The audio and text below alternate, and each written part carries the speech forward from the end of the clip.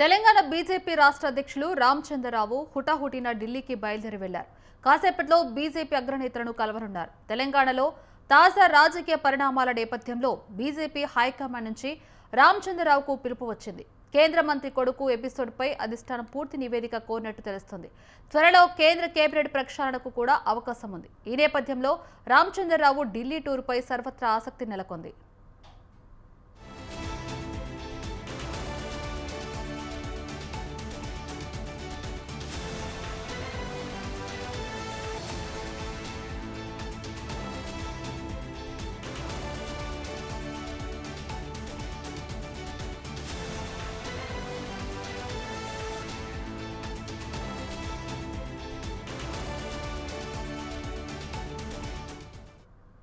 Telangana BJP రాష్ట్ర అధ్యక్షులు రామచంద్రరావు హుటాహుటిన ఢిల్లీకి బయలుదేరి వెళ్లారు. కాసేపట్లో బీజేపీ అగ్రనేతలను కలవనున్నారు.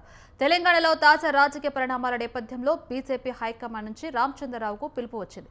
ఇక ఇదే అంశానికి సంబంధించి మరిన్ని అప్డేట్స్ ఫోన్ ద్వారా విశాల్ అందిస్తారు. విశాల్, చెప్పండి.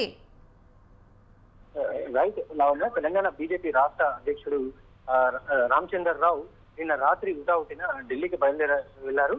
ఈ రోజు బీజేపీ అగ్ర నేతలను రామచంద్రరావు కలవనున్నారు.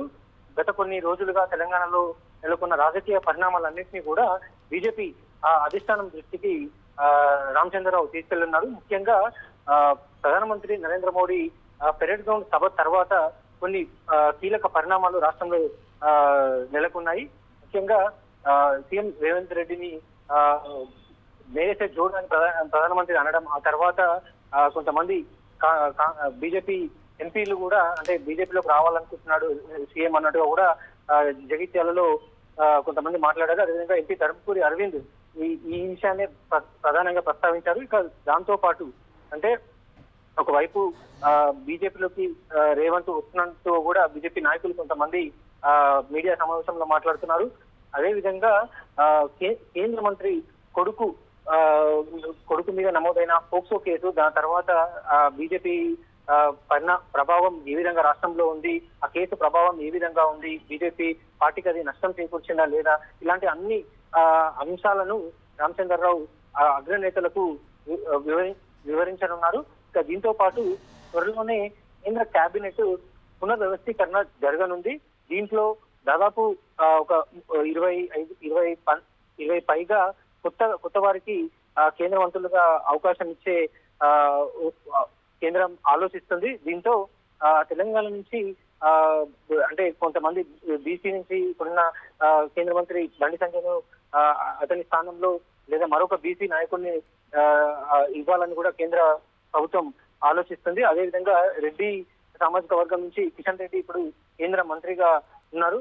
ఒకవేళ కిషన్ రెడ్డి స్థానంలో మరొకరిని ఎవరిని ఆ స్థానంలో తీసుకొచ్చే అవకాశం ఉంది. వీటన్నిటిని కూడా ఈరోజు జరిగే సమావేశంలో చర్చకు రానుంది. అయితే ఒకవేళ బీసీ నుంచి కనుక ప్రస్తుతం ఉన్న బండి సంజయ్ ను తప్పిస్తే ఇంకా ఎవరు బలమైన నాయకుడు బీసీ నేతలు ఉన్నారు తెలంగాణలో అని కూడా బీజేపీ నాయకత్వం పరిశీలిస్తుంది. ముఖ్యంగా ఈటల రాజేందర్ పేరు కొంత ప్రచారం జరుగుతున్నప్పటికీ ఈటల వైపు బీజేపీ అధినాయకత్వం మొగ్గు చూస్తుందా లేదా అనేది కూడా మనకి ఈ రోజు జరిగే చర్చల ద్వారా కొంత క్లారిటీ వస్తుంది. విషయాలు అంటే 30 మంది కేంద్ర మంత్రుల స్థానంలో కొత్త వారికి అవకాశం అంటూ కూడా ప్రచారం కొనసాగుతుంది. అయితే దీన్ని ఎలా తీసుకోవచ్చు అంటారు?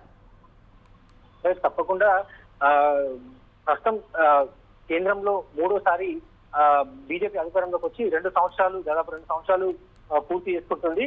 దీంతో ఇంకో 3 సంవత్సరాలు కేంద్ర ప్రభుత్వం కేంద్ర అధికారంలో బీజేపీ కొనసాగుతుంది. అయితే రాబోయే రోజుల్లో అంటే ఈ వచ్చే ఏడాది ఆ తర్వాత ఏడాది అంటే 2 ఏళ్లలో ఎన్ని రాష్ట్రాల్లో ఎన్నికలు ఉన్నాయి, ఆ ఎన్నికలను దృష్టిలో పెట్టుకొని కూడా ఆయా రాష్ట్రాలకు సంబంధించిన నాయకులను కేంద్ర మంత్రి పదవులు ఇచ్చే అవకాశాలు కనిపిస్తున్నాయి. ఎందుకంటే పొలిటికల్ స్ట్రాటజీ లో భాగంగా కేంద్ర ప్రభుత్వం అంటే బీజేపీ అధినాయకత్వం ఆ దిశగా అడుగులు వేసే అవకాశాలు ఎక్కువగా కనిపిస్తున్నాయి.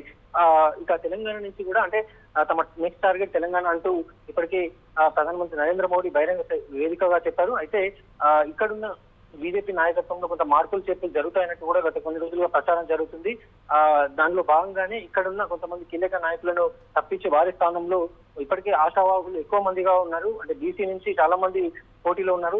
బీజేపీ ఎంపీ రాజ్యసభ సభ్యులు లక్ష్మణ్, అదేవిధంగా మల్కాజ్గిరి ఎంపీ ఈటల రాజేందర్ తో పాటు మరికొంతమంది కూడా ఆశావాహులు ఇక్కడ ఉన్నారు.